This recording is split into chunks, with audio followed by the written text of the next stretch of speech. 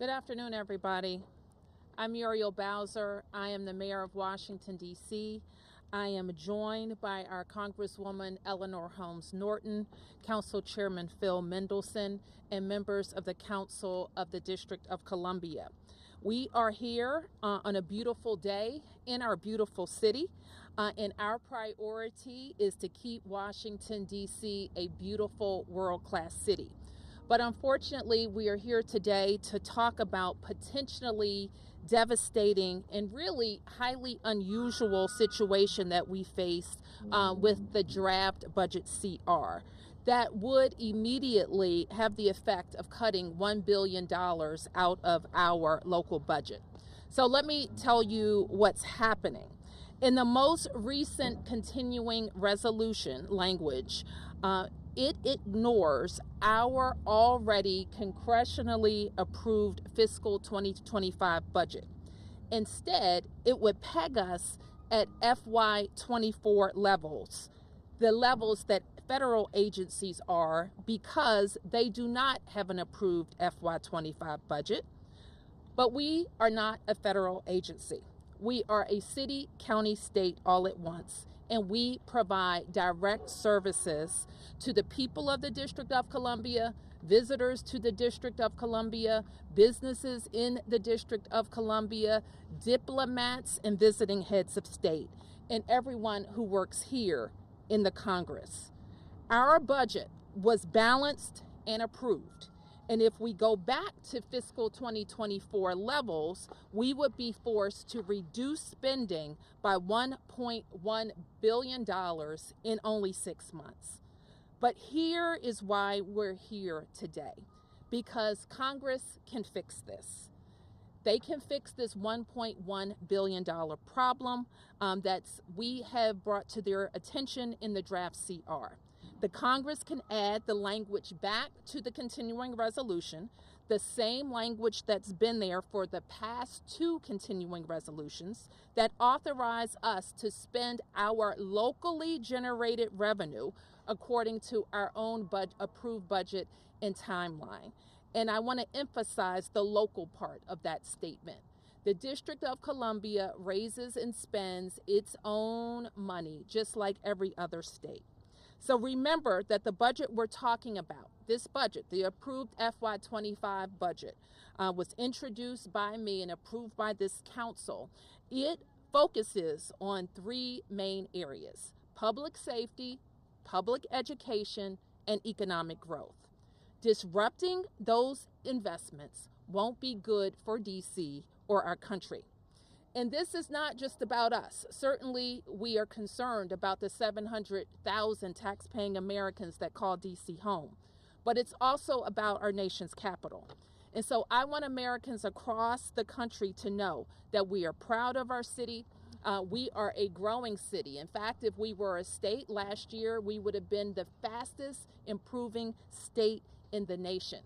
We balanced our budgets. We have 28 balanced budgets. We have increased visitation. Americans from around the country and people from around the world broke a record last year, and we have driven down violent crime to the lowest levels in 30 years. And actually, this is a good time to visit the district because soon we'll have beautiful cherry blossoms as well.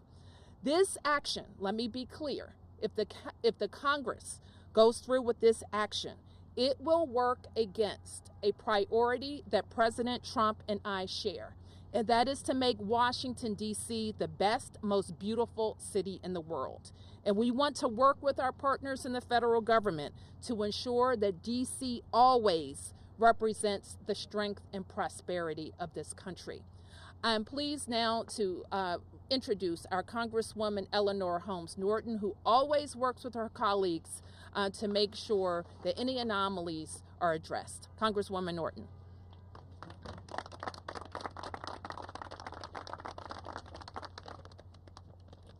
Thank you, Mayor Bowser.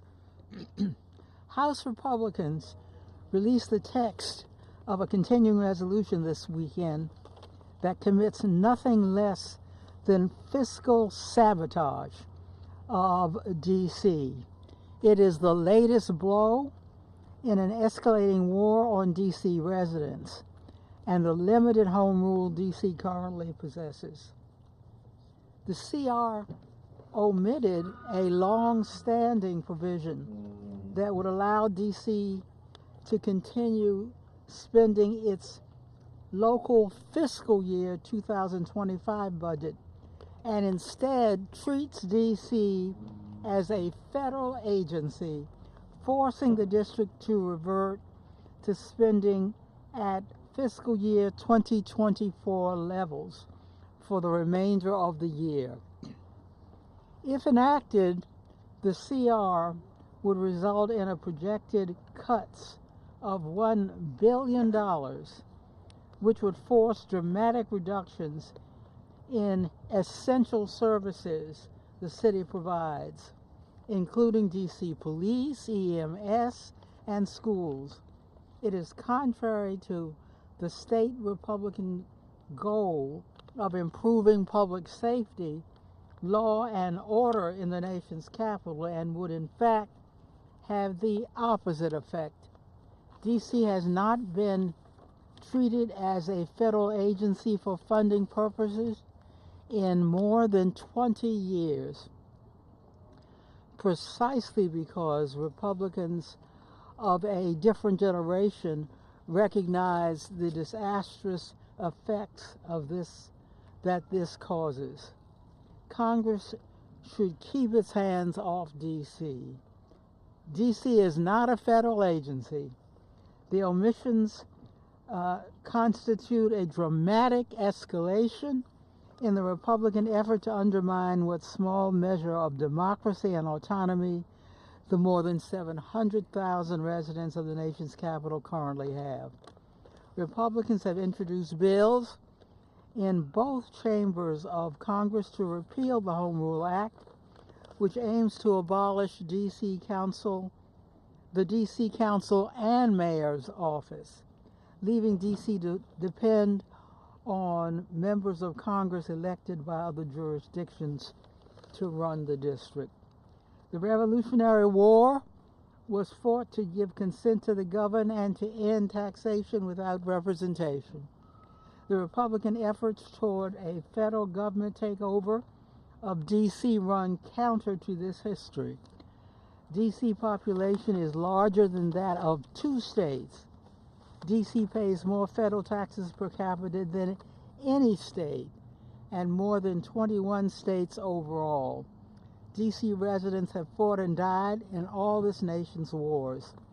We deserve statehood, the only measure that would bring DC equality and the states, and full protection DC residents, and fully protect DC residents from this type of disastrous congressional interference. Thank you.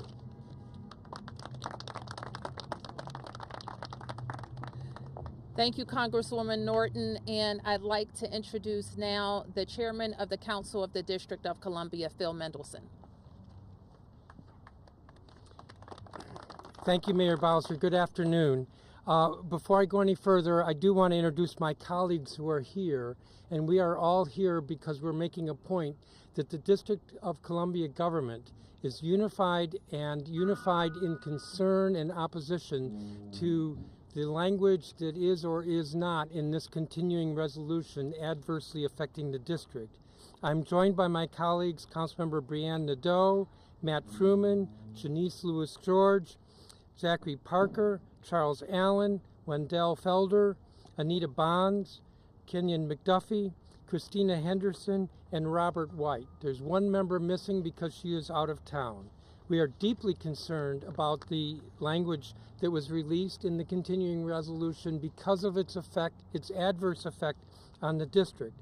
The mayor made the point that we would have to cut about $1 billion. Well, we would have a half a year to cut that 1 year savings, the difference between fiscal year 2024 and 2025. What does that mean? Why am I saying that? Because actually the effect is we would have to cut $2 billion in the remaining 6 months to achieve the $1 billion annualized savings. But it's not really savings because these are DC dollars. These are not federal dollars. Most folks unfortunately in this country, think the District of Columbia is funded by the federal government. We are not. It is true that we are included in an Appropriations Act, not that we want to be, but the fact that we're included in an Appropriations Act, what Congress does year after year, is to approve the dollars that we've appropriated, our dollars. And so by treating us like any federal agency when we are not, is to fail to recognize that the district operates as a state, and the so-called savings are not savings such as they would get by cutting a federal department or holding a federal department to fiscal year 2024. But as the mayor and the congressman noted, there have already been 2 continuing resolutions that have authorized our spending at current year levels. And so to switch, so to speak, switch the rules of the game in the middle of the game is even more damaging. And what is the impact? The impact is on public safety, on policing, on fire response, on public education, our schools, our charter schools, on the cleanliness of our city, on housing, on dealing with the homelessness, on all these issues. That would be what would be adversely affected. I can't emphasize enough, Congress has set us up to act like a state. We do act like a state. We're organized like a state. We tax like a state does. And we spend like a state does, except we have balanced budgets year after year. And so these are not savings for the federal government. This is simply damage to the district. It cripples this district for the remainder of this year, which is why, again, we stand here in unified opposition to this language and ask that the amendment that Congresswoman Elanor Holmes Norton has asked be included, that be accepted so that we can avoid this damage. Thank you. Okay, I think Phil and I are available to take a few questions. And one second. And I also want to acknowledge that we've been joined by the city administrator for the district, Kevin Donahue, the budget director for the district, Jenny Reed, and my deputy mayors that serve in my cabinet. Yes. Can you tell us, have you reached out to the White House? Yes. What can you tell us about that conversation? That they are aware of what's happening at the Congress, and we've asked for their help. Are they sympathetic with you, or they indicated they would help on your behalf? I think they've indicated that it didn't come from them. And then can I ask, if this were to go through and you were to take $1 billion out over the next 6 months, what would happen to that? It seems like you would have that $1 billion at the end of that fiscal year. What would happen to that $1 billion? Well, Mark, I think that's not where we are.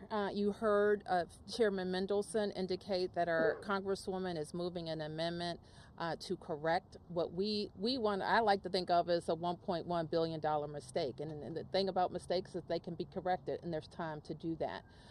And what Phil also mentioned is that we're halfway through our fiscal year. So we have actually less than 6 months left to cut $1.1 billion.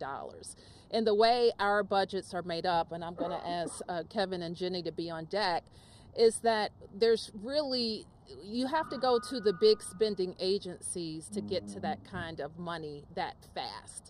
So there's no way to cut that kind of money in the time that we would have in this fiscal year, not to affect police or not to affect teachers and not to affect some of the basic government services that allow us to keep our city clean, safe, and beautiful.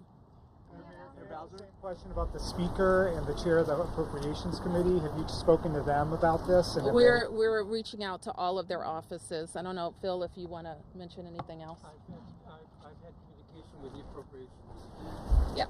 Now, Bowser, you had Campbell Roberts. And when I say reach out, let me just be more clear. We're having conversations with the staff that we always work on issues affecting the district. You had proposed Can you introduce yourself? Campbell Roberts from the New York Times. Okay. You had proposed a budget that was about $500 million cuts last year. Yes. And some of that was restored by the City Council. Yes. Well, you know how budgets work. Oh, I do. Could you explain why this would be more painful than, some version of what you're proposing? Is it the timing, is it the speed, or is it the scale? Well, let me just step back a little bit, just kind of on the premise. The district, as I already mentioned, is not a federal agency. And so we have an approved budget. It's the feds that haven't approved the FY25 budget. We have, and we have been operating under that budget for over 6 months. So we have expended half of what has been approved. And if we are asked now to cut the remainder in 6 months, it has an even more significant impact. And that's why we say before, when I introduced cuts, to answer you more specifically, it did not affect police spending. This probably would. It did not affect the public schools or the public charter schools. This could, because we have to, if you think of the district's budget and how it's made up, our top agencies are in Health and Human Services, Medicaid spending, which in a short period of time, we probably wouldn't be able to do anything there. But the other big agencies are public education and public safety. Mayor, what? We're discussing the impacts of the federal layoffs on our economy. Correct. If this money gets cut and now there are potentially more layoffs or furloughs to fire or police, anywhere really, how does this impact our economy even further? Well, let me say this, and I want everybody to be clear about this. We came into this year, 2025, with a very strong economy, a balanced budget, growing population, growing business activity, more visitation, a huge investment in sports, and more on the way. That's how we started this year. And the things that have changed is that our economy, our workforce is being gutted, and it is going to have the impact over the long haul, certainly over the next 4 years, of decreasing our anticipated revenues by over $1 billion. Okay, as bad as that is, we can plan for that, or we can slow it down, and we hope that the administration does slow it down, because we know that this region can support a productive American workforce. This, on top of it, also sends the signal that the federal government would be working against our joint goals. And those joint goals are making the city safe, beautiful, growing, thriving, and a symbol to the world that our nation's capital reflects great American values. Mayor Bowser. A member of Congress who says that the spending reduction would be necessary given the $1 billion deficit forecasted over the next 3 years. We have an upcoming budget process that will address any spending pressures. We're in that process right now. In about 3 weeks, I'm scheduled to send a balanced budget to the Council of the District of Columbia. And it will be balanced, and it will represent the forecast that our CFO has. But it will also reflect investments that will help the city grow. Investments that will help us change that trajectory, that help us attract more businesses, more employees, more residents, more sports and entertainment. That's what we have to do with our upcoming budget. What we shouldn't have to do is stop it, delay it, to deal with the next 6 months, because we did that last year. This budget is balanced and approved. Mayor Bowser, just how dramatic would the cuts be to police if these cuts are enacted through Congress? Would you have to lay off or furlough officers? We went through a whole pandemic without laying off anybody. We did. And it would never be my first choice to lay off anybody. But I already explained to you kind of the big buckets of spending that we have in a city like ours. Health and Human Service, public schools, public safety. And I want to be clear about something, because we've been around here, most of us, long enough to know that the renaissance of Washington, D.C., the comeback of our city, is directly tied to public safety and public education. And we're very proud of the progress that we've made. Have you spoken to Chairman Comer at all? Has he been helpful in any way? We have spoken to the chairman's staff that we work with on a day-to-day basis.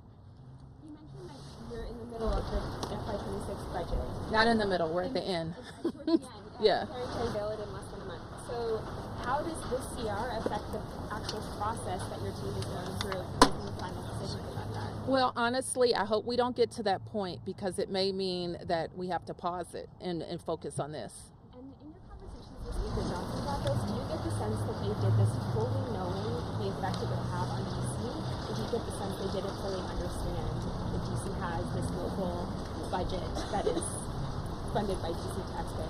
Well, you would have to ask them that, but I can't imagine why anybody would want to have less public safety resources on the streets. I can't imagine why anybody would do that. I can't imagine why anybody would want us to take money away from our schools that are performing, on par with public schools across the nation. Especially with the focus on safety and beautification in the district, all of those resources would be drained.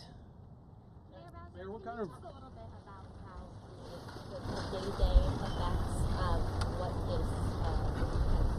what passing the CR would look like for DC residents? Okay, I've said a little bit, but I'm going to ask Kevin Donahue or Jenny Reed to come up to talk about just kind of the budget impact and formulation process.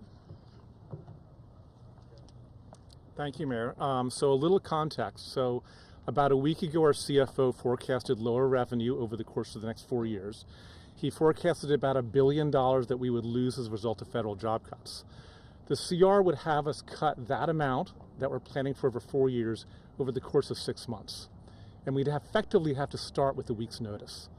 So when you have a budget that is 85% personnel, and almost all the personnel are focused on residents and delivering service, almost by definition, to make the math work on that kind of cut with almost no warning, you have to immediately go to where your spending is, which is on people that deliver service. So I would expect if this were to go through, we'd have an immediate hiring freeze. We'd follow up by identifying where we would begin layoffs, and we would have to relatively shortly begin layoffs to core services. We would try to protect and minimize the impact, but inevitably, if you're making effectively 4 years worth of reductions in a single year over 6 months with 5 days warning, there's not the time for the kind of planning we do each and every budget. A question was asked earlier about our last budget. We did, in fact, in our last budget, have to make about $500 million in cuts in 1 year. We had 6 months to plan for it. We were able to take it from efficiencies. We were able to identify services that were low performing or underutilized and sunset those. They were thoughtfully done in ways that minimize the impact on DC residents and visitors. When you're making that volume of cut, you're doubling it, and you're giving yourselves not 6 months to plan for it, but about 5 or 6 days. You don't have that kind of planning or thoughtfulness. You try to immediately begin to pull spending down to be able to hit the year-end number. And that starts with people, because 85% of taxpayer dollars goes to people who directly serve DC residents. Okay, just a couple more.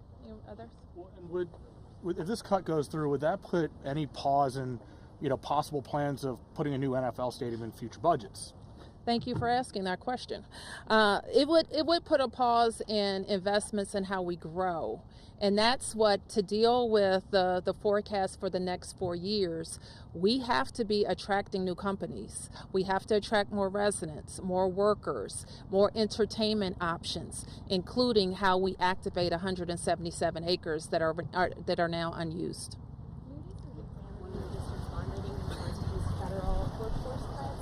If the CR were to pass, would that at all play into the bond rating analysis? Do you know about that?